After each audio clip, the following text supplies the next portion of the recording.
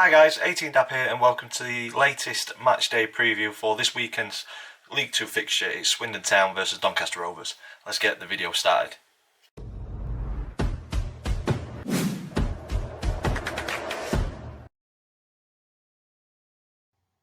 So guys, welcome to the latest match day preview on the channel. If you're an existing subscriber, thank you so much for supporting the channel and continuing to do so. If this is the video that's brought you to the channel and you're new, please consider clicking subscribe if this is the sort of content that you enjoy. Hopefully this game is not postponed and I'm not wasting my time doing a match preview and you're not wasting your time watching one for a game that doesn't go ahead. But we can only hope and look forward to League 2 football once again this weekend. If you are new to the videos and the channel, this is the format that we go through match previews. We look at previous meetings between the two clubs, current form across all competitions. I choose a Doncaster Rovers player to say a few words about, and then I give my opinion on the opponent's one to watch. So Swindon Town's main man. But as I always say, you know your club much better than I do, so if there's somebody else who should be in the conversation at that point, please get them in the comments down below. And then we finish the video with three predictions: the predicted team lineup thanks to FanHub, me and the family have a predictions league table, so there's an update on that, and then the score prediction, the all important score prediction at the very end. So without further ado, let's get into previous meetings. Swindon and Donny have only faced off a total of 29 times from what I can find, and it's looking good for Donny with 12 wins, 11 draws out of those 29 and only 6 defeats. And when we drill down into more recent 5, Donny edged that as well. So back to League 1 2020-2021 season, and it was 2-1 wins for the Rovers. And then in the 22-23 season in League 2, we shared the spoils. It was kind of trading blows with a 1-0 defeat for the Rovers at home, but then we beat Swindon 2-0 at the county ground, and then earlier this season it was a 0-0 draw. So hopefully that kind of run, 3 wins, 1 defeat, 1 draw, hopefully we can add a win to it tomorrow in this one. Current form does probably lean towards a Donny win as well as we look at this. Donny 2 wins, a defeat, a draw and a win, and obviously the postponement on Tuesday night. Swindon on the other hand, a draw, a win, a draw and then 2 defeats on the bounce coming into this one. And for Donny, a decent display last Saturday. Not much to say midweek. Obviously Colchester game called off due to a waterlogged pitch, so we are back to last weekend and it was a good performance that saw us see off promotion chasing Crewe with relative ease. Much easier than me saying promotion chasing Crewe was just then. But no, a fairly even game overall I thought, but I think we just were that bit more clinical, produced a lot more shots on target on the day, but possession wise and things like that it was fairly even, but we looked comfortable, and it's been a while since we've been able to say that we've looked comfortable in a game. But yeah, the goal now is to finish as high as possible this season and go into next season with a good mentality, a positive mentality that I think has been missing over previous seasons, and hopefully we get the continuity of Grant McCann at the helm, and he's given the resources to build a competitive squad and one that can give us a really positive season next season. As I've already mentioned, we're unfortunate not to play midweek because I do believe that we'd have got points, or a point at least, at Colchester, and it'd have been points on the board with not many to play for now, but we're still not mathematically safe, and until we are, I will not be breathing a sigh of relief. So points on the board is still the target for us this season, and it's a similar target for Swindon at the minute because they sit just above Donny in 18th, play 2 games more as well, so it's a little bit nervy for them at the minute. A poor season overall in my opinion for a team that probably should be pushing towards the upper end of the table with some of the quality that they've had in their squad and still got in their squad. And at the minute, 3 important games coming up for Swindon's season. Obviously they've got us tomorrow, and then they've got Notts County and Sutton as well, all teams that are in and around them. Notts County in 17th and Sutton currently propping up the table, so a couple of really important games for Swindon coming up. And it's a bit chaotic at Swindon at the minute. Interim boss Gavin Gunning has questioned the players' application, their heart.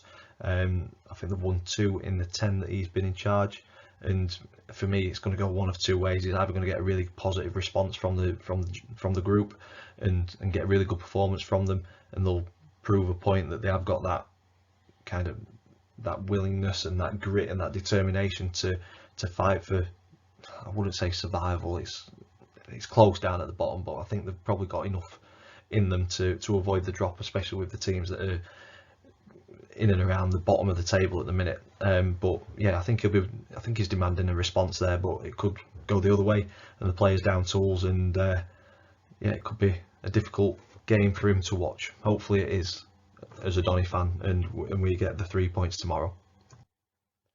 On to play profile. So for this one I've gone with Tommy Rowe.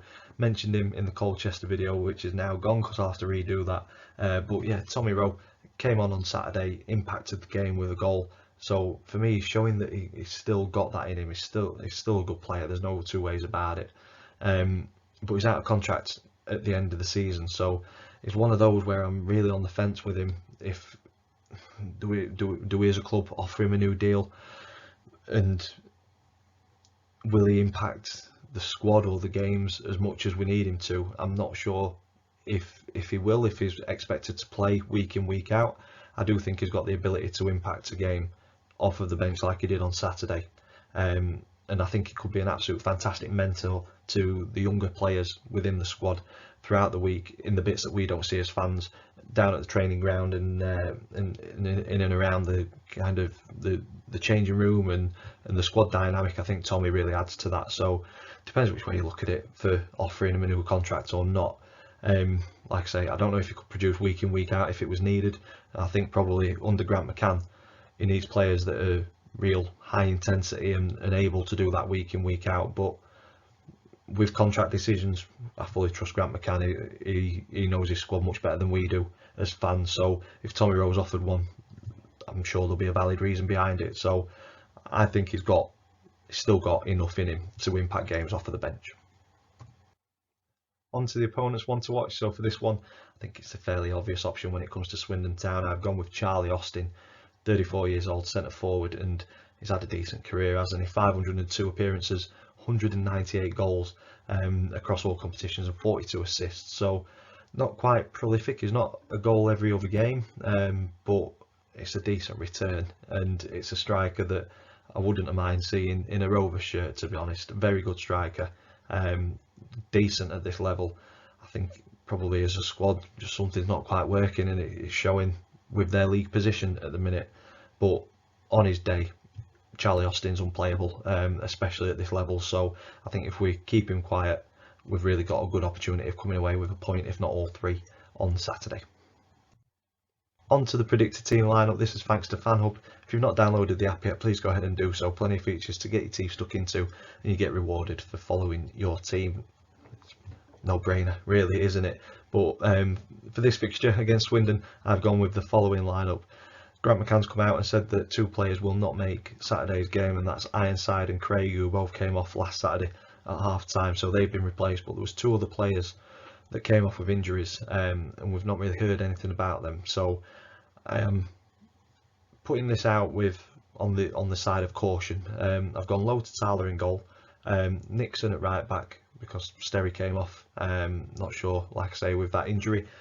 Tom Anderson and Richard Wood as the centre back pairing, and Jack Senior on the left. Again, Maxwell came off fairly early on last Saturday, so not sure if he's able to play tomorrow or not. Midfield three of Biggins, Bailey and Westbrook. Obviously Craig coming out of that, with Adelaken and Molyneux on the wings, and then Biamu up front on his own in replacing Joe Ironside, who is definitely going to be out tomorrow. So it'd be nice to see if Biamu's got 90 minutes in him. Onto the predictions league table. So if you're new to this, me and the family predict the scoreline for every single league game. If we get spot on, we get 3 points. If we get the outcome of the game right but not the result, we get 1 point. Get it completely wrong, we get no points. And on Saturday, Max got a correct score, so he goes up to second on 18 points. Chris went with a win, so he gets 1 point, but he's moved down to third.